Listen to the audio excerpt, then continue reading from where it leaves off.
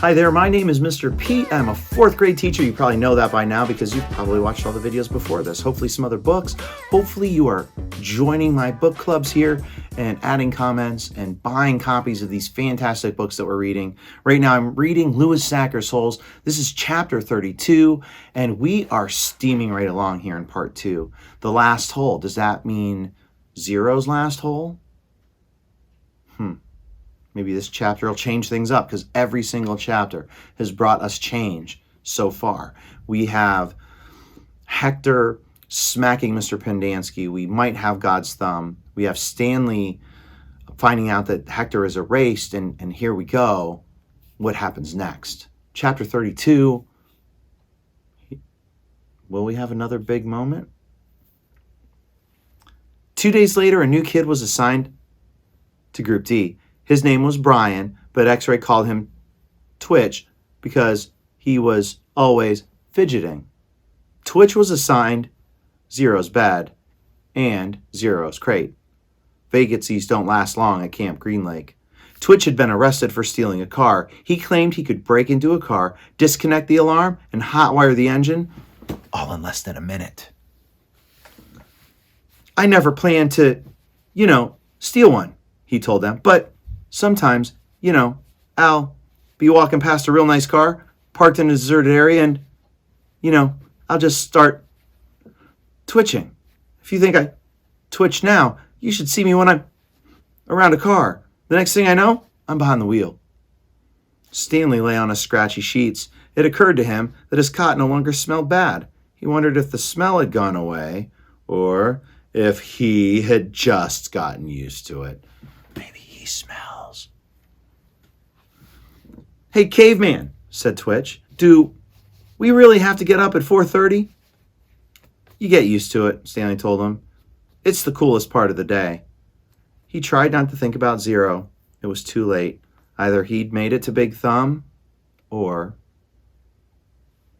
What worried him the most, however, wasn't that it was too late.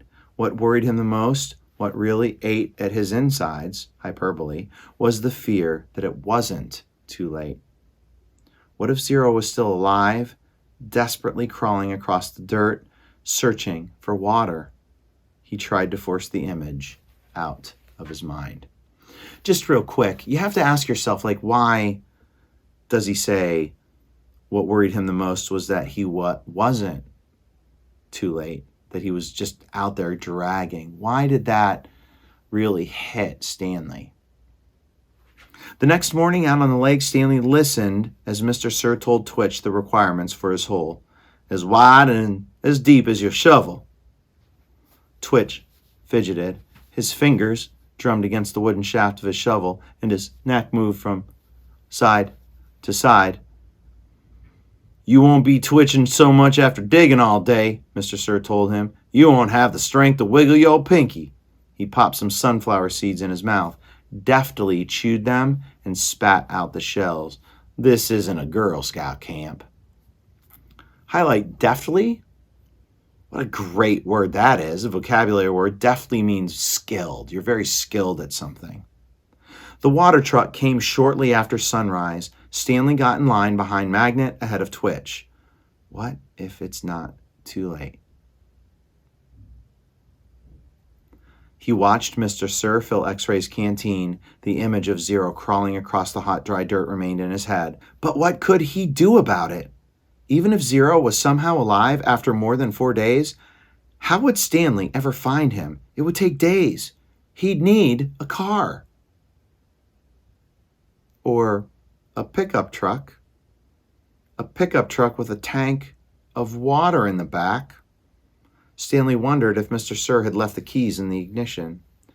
He slowly backed away from the line, then circled over to the side of the truck. He looked through the window. The keys were there, dangling in the ignition.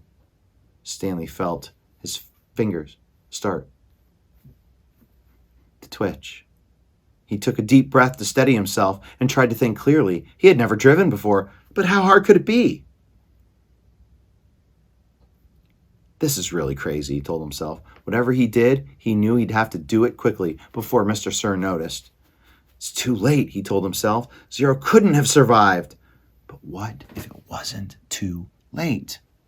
He took another deep breath. Think about this, he told himself, but there wasn't time to think. He flung open the door to the truck and climbed quickly inside.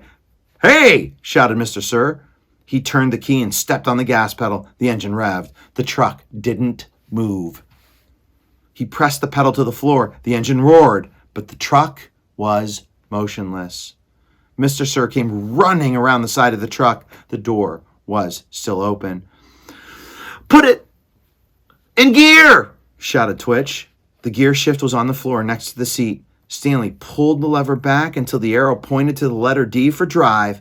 The truck lurched forward. Stanley jerked back against the seat and tightly gripped the wheel as the truck accelerated. His foot was pressed to the floor. The truck went faster and faster across the dry lake bed. It bounced over a pile of dirt. Suddenly, Stanley was slammed forward, then instantly backward as an airbag exploded in his face. He fell out of the open door and onto the ground. He had driven straight into a hole.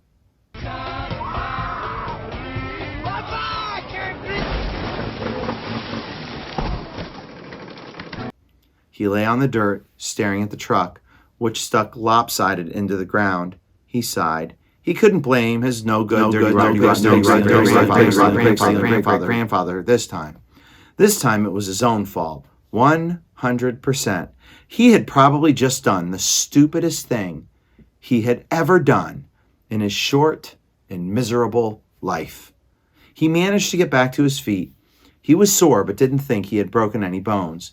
He glanced back at Mr. Sir, who remained where he was, staring at Stanley. He ran. His canteen was strapped around his neck. It banged against his chest as he ran, and every time it hit against him, it reminded him that it was empty, empty, empty. Okay.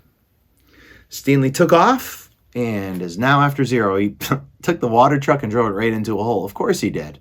Book's called Holes. Lots of holes in the desert. But he's taking a risk for his friend. What level is that? He was feeling guilty about it up to this point, and then finally he just did it. There's our Stanley, going after Zero. Will he find him? Is there a God's thumb? What comes next? Surely it's going to be a surprise. All right. Thank you so much for joining me. Please click like, click subscribe, leave a comment so that we can comment back and have that awesome discussion about this amazing book. Thank you so much, and I will see you on the next page. Peace.